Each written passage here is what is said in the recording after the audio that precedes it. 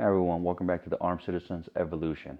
I'm Davis, and on this channel we talk about being responsible armed citizens, proficient shooters, guns, and other topics. Today's topic is going to be on the P226 Legion SAO, the King. And I'll explain to you guys why I believe the Sig Legion is the king of SAOs. Now, I'll get into that in a little bit, but just like I usually do, roll my little intro, and I'll be right back with you guys.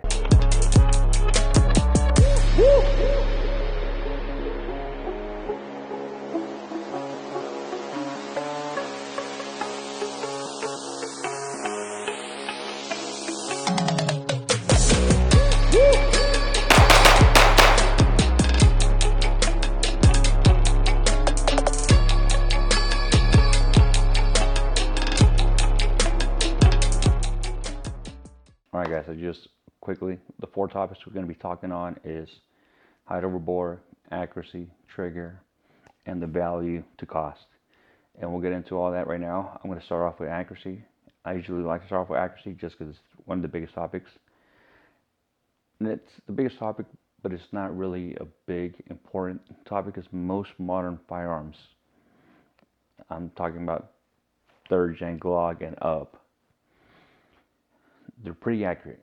If you're having a difficult time with accuracy, again, I've stated in multiple videos, it's going to be you, not the gun. Now, as accuracy is concerned for this gun though, it's great. I do have it zeroed in at 25 yards for my red dot. I did swap out the Romeo Pro that was on here for an RMR. Like I said, multiple videos before, I just prefer the RMR. Now the one downside to doing that is that the standard sights or the suppressor sights that come on the RXP model are pretty tall. So they're designed to be with the Romeo Pro. They're not designed to be with the RMR, so they do sit taller and you therefore see more of it through your window.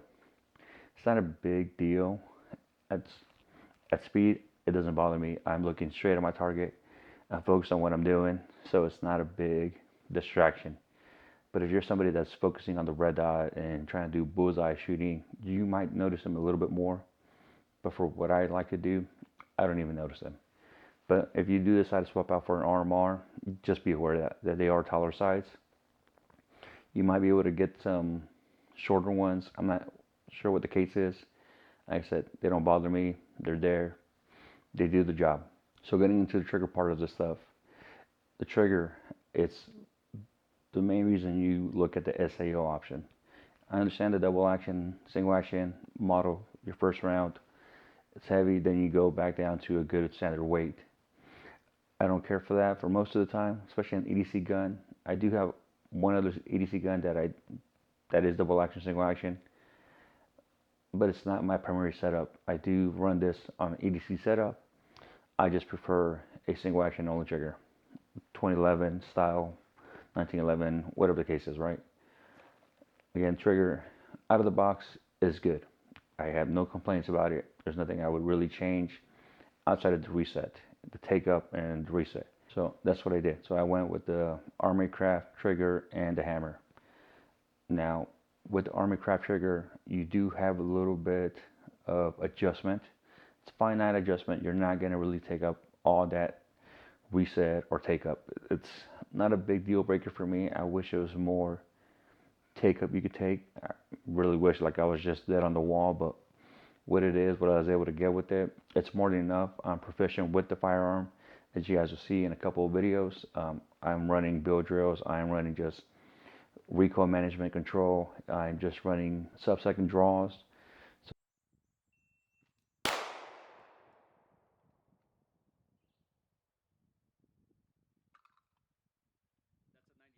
So the gun is great. It's not going to be the gun. It's not going to be a problem if you pick up a Sig P226 Legion.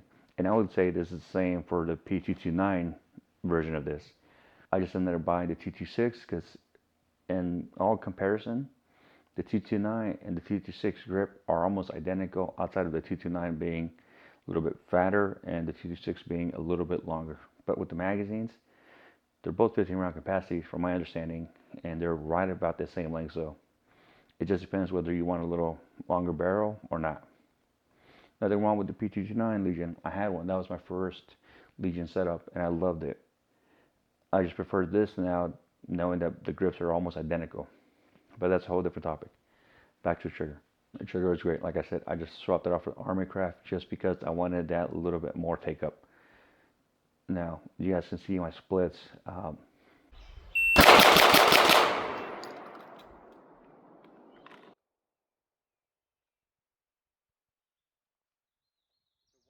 They're great. For me, what's acceptable within 1,000 rounds of this gun so far, I'm at where I want to be at right now.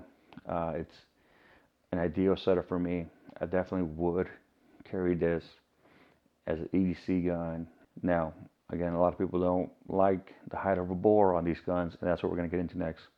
The height of a bore on these guns is exaggerated, not by the gun, but by people. And I say that to say a lot of people complain about the height of a bore, yes, it's taller, yes, it's a Sig. From my understanding, most hammer-fired guns are going to have a taller height of a bore. I know there's the exceptions. I know ZZ makes a lot of more integral slides, so it's not as pronounced the height of a bore. And again, I have a ZZ. That's the P07. I love it. I just like this a lot better. Now, for whatever reason I like it better, it's just my personal preference. The height of a bore, it's not a big deal. I'm telling you right now. You guys will see I'm running drills with these guns. It's right here. You guys will see a video me running a bill drill. Now, I did miss my first shot, which is my fault, but the gun is extremely controllable. And I'll roll that video in a second, and I'll be right back with you guys.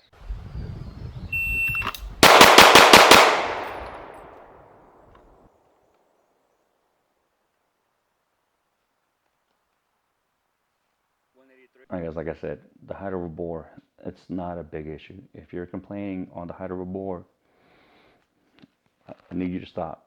I need you to just go out there and shoot the gun and train with the gun and stop complaining about the gun. Yes, this is taller.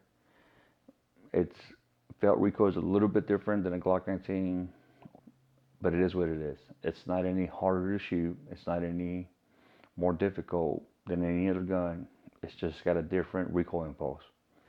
Now, the value, you get a texture grip that's right out of the box pretty darn good. It's not great, but it's pretty darn good. I like it better than my staccatos out of the box. Trigger out of the box, great. Way better than a Glock. You get metal iron sights with tritium. I know some people don't like tritium. Is what it is. You don't like the two rear tritiums, black it out. Put some tape over it, whatever the case. Do something. It doesn't bother me at all. I'm not looking at 3 dots and then red dot, 3 dots. It does not bother me. Some people, it bothers them. I don't care. Guys, it's a great gun. And I especially like that checkering underneath the trigger guard. I roll into my guns. So when I'm rolling into them, I use that to push the gun away from me. It forces my pinky into the gun more. Sorry, or into my grip more so I can control more of that gun. Ergonomics. This fits me so much better than my staccatos. I have no problems with my staccatos. I love them. The grip's great. The ergonomics is great, sorry. But this one is just, it feels like it's molded for my hands. I love this gun.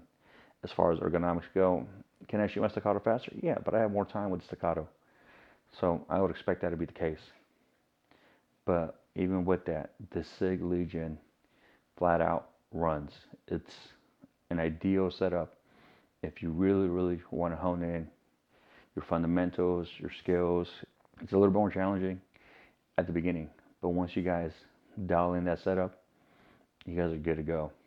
Again, cost to value, you also get an optic cut if you go with the RXP model with the Romeo Pro for $1,600. You would be over $2,000 to be close to what this can do in the Glock. If you were to get a Glock, put metal sights, pressure sights on it, get it cut, or if you get the MOS, you got to go get it stippled. You got to find a decent trigger for it, and it's all in all. And so buy your optic, you're right there. a little bit over $1,600 just for that. Then you gotta send your gun away to get the stippling.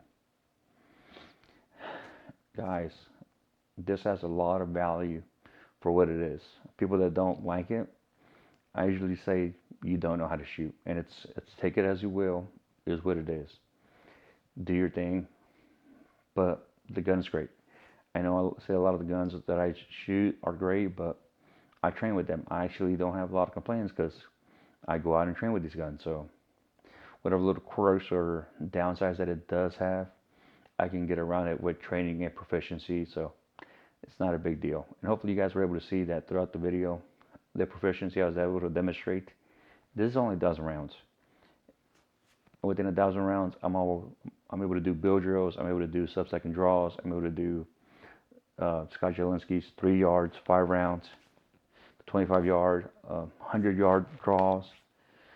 So guys, the gun is great. And I'm going to go over to the little tabletop overview and we'll get that done. And then we'll close it up, guys. But again, the gun is great. Any little thing you guys would like to ask in the comments, please ask. I'm here for you. These videos are for you guys, so I appreciate you guys watching them. And I'll be right back with you guys. Now we're over here at the tabletop review. I have a quick little announcement to make. I'm going to be doing a prize giveaway in this video. All you have to do is subscribe, like, share, leave a comment, follow my Instagram page, which is tagged in my link, and I'm going to pick a random person. Once you do all those steps, all you got to do, just for me to know that you did everything, leave a comment saying Legion SAO and what you think about it. Whatever it is you think about it, if you just want to say Legion SAO sucks, that's fine. That'll enter you into the drawing. So it's going to be 2 AR-15 magazines. If you're in a state that bans 30 round capacities, get with me and I'll figure out something. Maybe I can send you 2 AR-15 10 round magazines, or just give you a gift card, whatever the case is. We'll figure it out. But moving on. So what I have on this one, the Surefire X300. It's always been my primary EDC handgun light. The RMR, as I stated before, those are the only red dots that I like to run. Now, like I did state, I did swap out the hammer and I did swap out the trigger. Those two things have made this gun just that much better. They're not game changers, but they did improve what was already great. There's one other thing that I'm going to do to this gun, and that's for a later video. Once I get it done and it's all set up, we'll make another video. But once I actually get some testing and all that stuff done through it. As of right now, this gun is set up perfectly for me. Ergonomics, I've said it, this is an extremely ergonomic gun. Now, we're going to do a little trigger press, just showcasing that reset. The safety is one of my favorite things. It's just natural. It's there. Once I'm done, I can just leave my thumb floating right there for the trigger. It does have a lot of takeoff for me. It's not a deal breaker. I wish it was less. I wish it was like right there, but it's what it is. So here.